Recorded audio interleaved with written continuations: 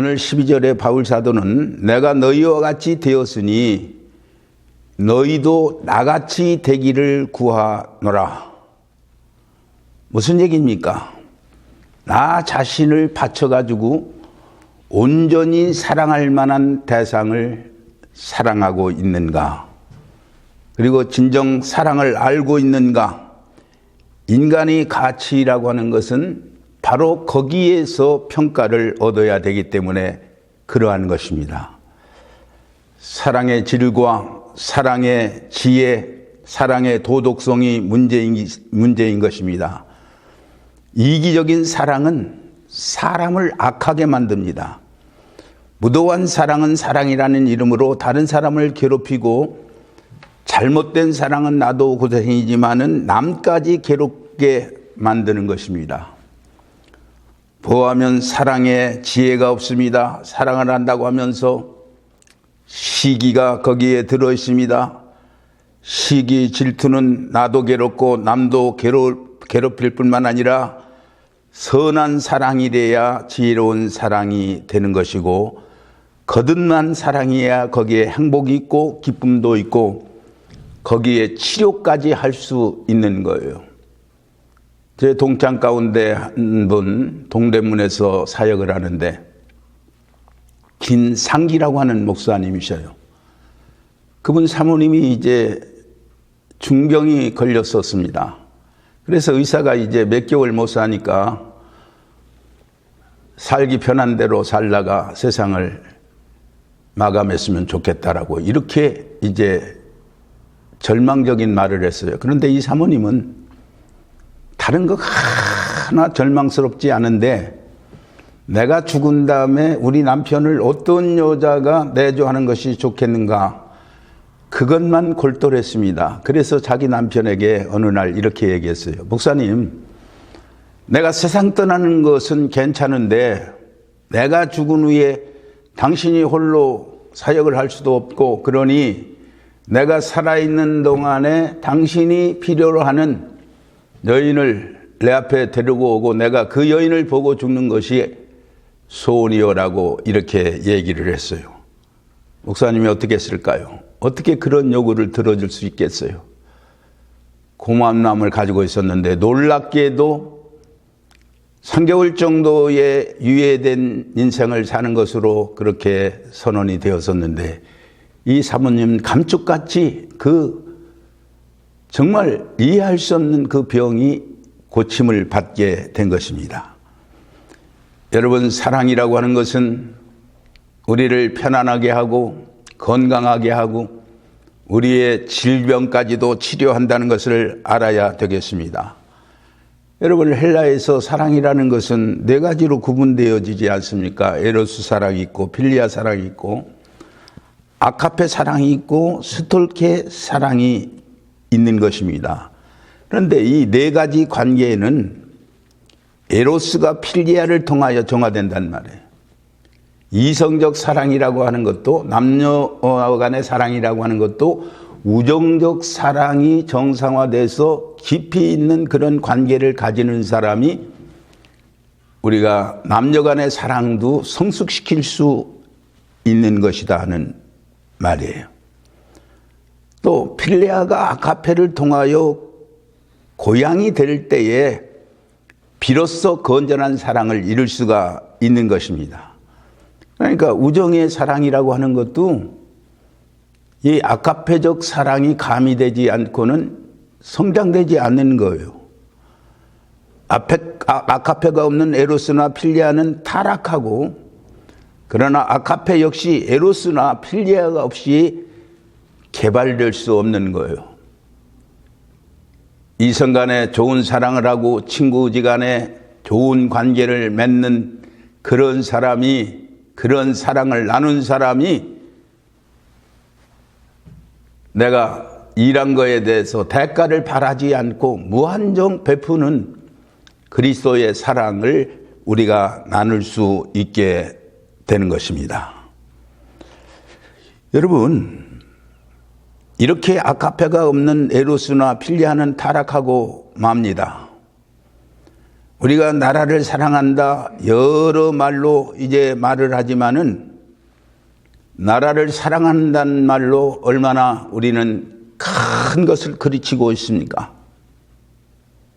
나라 사랑한다는 그 말로 나라를 망치는 사람이 많습니다. 권력에 사로잡혀서 온갖 쓰던 방법을 다 동원하면서도 입만 열면 국민을 위하는 것이라고. 물론 그렇게 사는 사람도 있지만은 얼마나 허황된 공약을 하면서 사는 사람이 있느냐 하는 말입니다.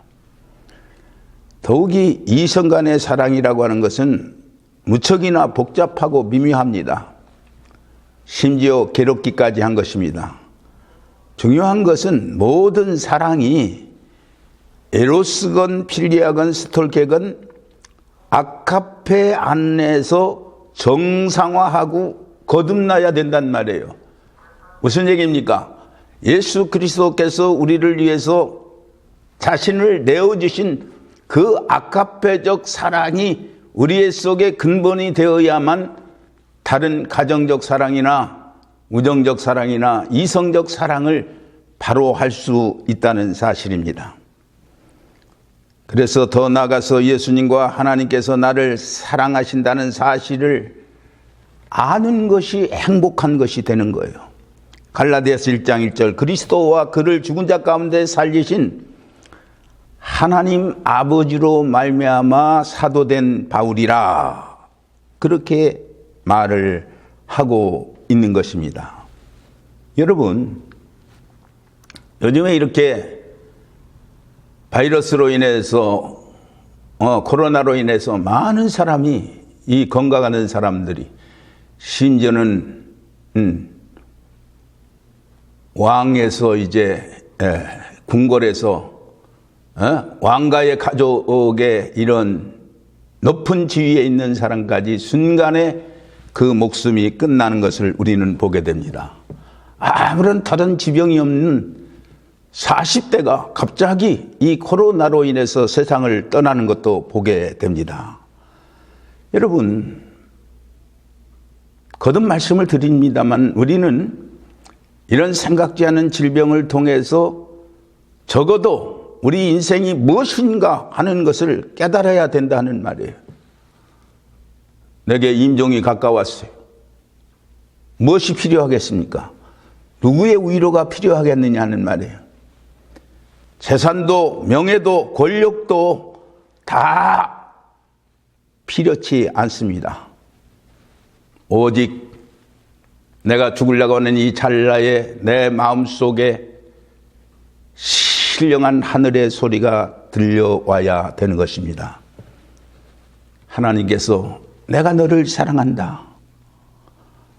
과거 어느 때든 내가 너를 사랑했고 어느 때에 내가 너를 건졌고 어느 때에 내가 너를 보호했느니라. 이 하나님의 사랑이 확증되는 것보다 더 귀한 것이 어디 있겠습니까? 그러므로 사랑을 알게 하고 믿게 하는 것이 으뜸의 덕이자 세상의 아름다운 일이 되어지는 것입니다. 동시에 이것이 가장 어려운 거예요. 우리는 부모가 되어서 자식을 사랑합니다. 그러나 자식은 얼마나 그 자식을 사랑하는지 모르고 있는 것입니다. 때로는 자식을 사랑하는 마음으로 때리기도 합니다. 그런데 이 자식은 매를 맞으면서 뭐라고 생각하느냐 하면 내가 왜 원수이기에 나를 때리는가. 원수로 생각하고 이제 마음의 원한을 품게 되는 것입니다. 그리고 때리는 사람을 싫어합니다. 그러나 이 때리는 사람의 마음이라고 하는 것은 맞는 그 자식보다도 더 고통스러운 것이 되는 것입니다. 이 얼마나 기막힌 일입니까? 부모가 되는 매에는 나의 이 아픈 마음, 이 간절한 사랑을 알아달라. 내가 바로 되라는 그런 마음에서 자기의 마음 중심에다가 매를 대는 것 같은 그런 매를 대지만은 자식들은 그것을 알지 못한다는 말입니다. 호세아 4장에 보면 1절 이하에 사실은 하나님의 마음을 알아다오라고 하는 이 공동 번역에 하나님의 말씀을 이제 들어다오라고 하는 그런 기록을 보게 됩니다. 하나님의 사랑을 가능케 하는 그런 말씀인 거예요. 여러분, 우리는 어느 때에 사랑을 알 수 있느냐 하면 시련이 있어야 합니다. 평상시에는 모르다가도 실패하고 곤고에 처해 있을 때에, 곤경에 처해 있을 때에 이 사람이 나를 사랑하는구나, 내가 진정 사랑하는 사람이 바로 이 사람이로구나 하는 것을 깨닫게 되는 것입니다. 성경이 우리에게 보여주는 사랑의 언어의 결정, 그 클라이막스가 뭐입니까? 십자가 사랑인 거예요. 잘 아는 대로 하나님이 세상을 이처럼 사랑하사 독생자를 주셨으니 그 독생하신 그리스도가 우리를 위해서 십자가를 지신 그 사랑이야말로 진정한 희생적 사랑이 되는 것입니다. 더 나아가서 성경이 말씀하는 복음은 이미 원수 되었을 때에 너를 사랑했다, 그렇게 말하고 있습니다.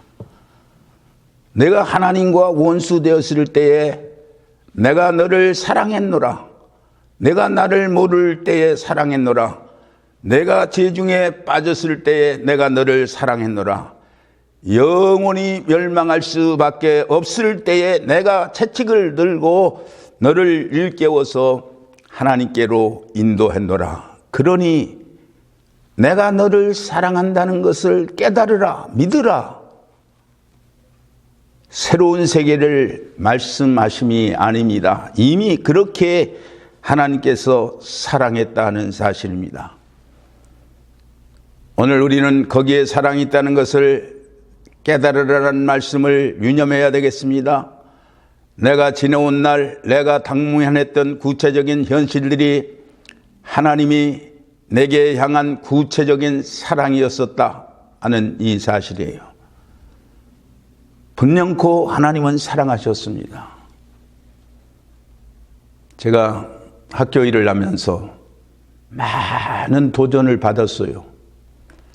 그런데 한때는 이게 어떻게 사람들이 이럴 수 있겠는가 하는 그런 생각을 했는데, 학교 일을 연속 이렇게 하면서 느낀 것은 저렇게 나를 반대하고 싫어하고 도전하는 사람들 때문에 내가 하나님께 더 기도했고, 그러므로 인해서 어떻게 하면 저들에게 마음의 상처가 덜 되고 돌이킬 수 있는 그런 기회를 만드는가 하는 마음으로 내가 하나님 앞에 간절한 그런 마음의 소원을 갖고 살다 보니까 내게 지혜가 생기고, 사람들이 예수님이 가룟 유다가 있었듯이 어느 데든지 이 사탄의 역할을 하는 그런 존재들은 있지만, 그러나 하나님의 사랑이라고 하는 것은 무한대하게 따뜻한 봄의 빛을 비치는 것과 같이 이 봄에 벚꽃과 개나리꽃이 피는 것처럼 화사하게만 찾아오는 것이 아니라 이 강풍과 같은 그런 어려움이 결국은 하나님이 나를 더 견고하게 사랑하게 되신다는 것을 알게 되는 것입니다. 여러분, 분명히 우리는 살면서 내가 생각할 때는 이것이 하나님이 나를 버리는 것이었고 내 인생의 최악의 상황이었다고 하는 그것까지도 하나님께서 나를 구체적으로 사랑한 것이었다는 것을 깨달을 때 우리는 감격의 눈물을 흘리지 않을 수가 없는 것입니다. 하나님께서는 우리가 이것을 깨닫고 믿고 당신께 전적으로 위탁하기를 바라고 계신다는 것을 여러분 기억할 수 있으시기를 바랍니다. 탕자가 집에 돌아왔어요. 고치는 마음을 가지고 돌아왔습니다. 회개하는 마음을 가지고 돌아왔습니다. 그런데 탕자가 고치는 마음, 회개하는 마음, 아버지의 품꾼으로라도 내가 일하겠습니다라고 그 생각을 가지고 돌아왔기 때문에 아버지가 사랑한 게 아니에요. 이미 돌아오기 전부터, 탕자가 방탕할 때부터 아버지는 밤낮을 가리지 않고 이 자식이 돌아오기를 기다리는 그런 부성의 마음을 가지고 있었다는 것을 우리는 알아야 되는 것입니다. 이미 용서하고 기다리셨어요. 오늘 본문은 사도 바울이 지금 갈라디아 교회를 향해서 편지를 쓰고 있습니다. 근데 뭐라고 13절에 했느냐면, 내가 처음에 육체의 약함을 인하여 너희에게 복음을 전하는 것을 너희가 아는 바라. 그렇게 말했어요. 응? 내가 처음에 육체적으로 약해져서 그런 가운데서 복음 전하는 것을 여러분이 알고 있는 바다. 그러니까 어떤 면에서는 순수한 동기가 아니었어요. 여러분, 우리가 사역자로 나오는 데라든지 우리가 무슨 큰일을 할 때 어떤 때는 처음에 하고 싶지 않지만은 하도록 상황이 몰아져서 우리가 일을 하는 때가 있게 됩니다. 사도 바울도 그랬던 것 같아요. 그는 육체의 약점, 곧 고질병이 그에게 있었다고들 그렇게 말합니다. 자, 하나님의 복음을 전하는 사람이 멋있고 건강하고 하나의 결점이 없는 사람이었으면 좋겠는데 바울 사도는 그렇지 못했던 것 같습니다. 그러나 그들은 사도 바울을 사랑했습니다. 그래서 육체의 약점을 가지고 있음에도 불구하고 풍부한 사랑을 받게 되었던 것입니다. 그러면서 사도 바울은 14절에서 너희를 시험하는 것이 내 육체에 있으되 이것을 너희가 없이 여기지도 아니하고 버리지도 아니하였다. 그렇게 말을 했습니다. 이런 관계가 은혜의 관계입니다. 여러분, 사도 바울의 치명적인 병이 뭐냐? 어떤 성경학자는 간질병이 있었다고 합니다. 여러분, 이 간질병이 어떤 병입니까? 갑자기 건강해 보이다가도 저의 고향에서는 부엌에서 불을 떼다가 이 간질병이 생겨서 다 얼굴이 그냥 다 흉터로 막 채워진 그런 사람도 보았어요. 제 친구도 이제 간질병으로 군대까지 같이 갔는데 갑자기 점호하는데 쓰러지고 거품을 물고 그래 온 내 몸안이 소동을 피우기도 했습니다. 여러분, 사도 바울이 갈라디아 교회에서 설교를 하다가 쓰러져서 거품을 물고 그야말로 누구의 도움을 받아야 할 그런 정도로 되었다고 하면 얼마나 그것이 부담스러웠겠습니까? 그런데 갈라디아 교회 교인들은 그런 상황에도 사도 바울의 약점을 보지 아니했다는 말이에요. 하나님의 종이 뭐 저럴 수 있느냐? 언제나 할 수도 있을 것이지만은 믿음의 시험이 들지 아니했습니다.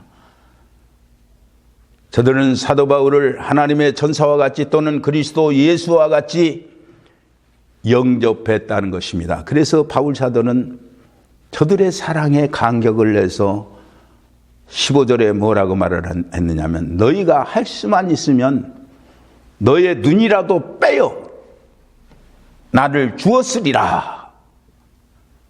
이렇게 사랑을 받아들이고 있는 것입니다. 여러분, 우리가 정작 당신을 존경합니다. 당신을 위해서 눈이라도 빼어드리겠습니다 한다면 사실 뭐 그렇게까지 이제 고맙지 않을 수도 있는 것입니다. 그러나 이 바울 사도에게는 이제 그런 정도를 넘는 생각을 가지고 이제 성도들을 사랑하게 되었다는 말입니다. 바울이 그렇게 생각하고 받아들이는 것이 참 중요한 것인데 너의 눈이라도 빼어 주었으리라. 이제 사도 바울이 생각이 그만큼 깊어진 거예요. 성도들을 이해하는 거예요.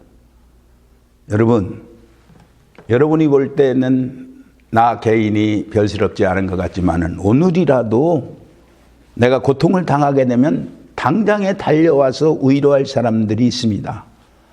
나를 위해서 희생할 사람이 있습니다. 내 영혼을 위해서 아무런 이해관계 없이 눈물을 흘려 애도해 줄 사람이 있다 하는 말이에요.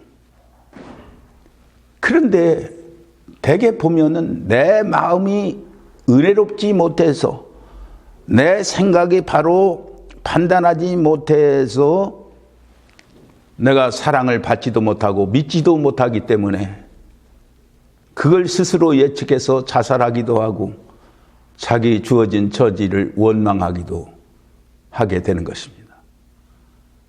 그러나 분명 우리는 알아야 됩니다. 내 자신이 남들이 볼 때는 위로받을 수 없고 곤란한 지경에 이르러도 나를 사랑할 사람은 언제든지 놓여 있다고 하는 그런 여유로운 마음을 내가 가지고 살아야 되는 거예요. 내 영혼을 위해서 아무런 이해관계 없이 눈물 흘려줄 애도할 사람이 있다는 것을 우리는 알아야 되겠는데 내 자신이 그런 여유가 없기 때문에 우리는 내가 믿지도 못하고 내가 불안해서 스스로 도피 인생을 살게 되어지는 것입니다. 여러분, 하나님의 사랑이 여기에 있습니다. 성도의 사랑이, 가족들의 따뜻한 사랑이 우리의 속에 늘 있다는 것을 기억하고 살아가야 되는 것입니다. 사도 바울은 생각합니다. 저들은 나를 위해서 눈이라도 빼어줄 것이다. 마음으로 받아들이고 있는 것을 보게 됩니다. 이 마음이 은혜이고 사랑인 것입니다. 내가 사랑해서 주노라, 내가 희생하노라 하고 큰 소리 치지 마시 바랍니다. 내 때문에, 내 수고 때문에 베푸는 것이 아니라 저 사람들의 신앙 때문에, 저 사람들의 넓은 마음 때문에 나를 사랑하는 사람이 얼마든지 있다라는 것을 우리는 생각하고 내가 잘해서 저 사람들이 나에게 베푼다는 그런 오버하는 그런 우리의 생각을 지어갈 수도 있어야 되는 겁니다. 물론 그렇게 산 사람도 있을 거예요. 나는 이렇게 큰 사랑을 받고 있노라. 이 엄청난 사랑 안에서 내가 있노라. 이런 마음이 더 중요하다는 것입니다. 그러할 때 하나님의 은혜에 감사할 뿐더러 그 사랑의 응답으로 우리는 살아가게 되는 것입니다. 여기에 사랑의 참 열매가 맺혀진다는 진리를 여러분이 마음에 담고 오늘도 하나님 앞에 사랑이 있는 인생을 살아가기를 주의 이름으로 기원 드립니다. 감사합니다.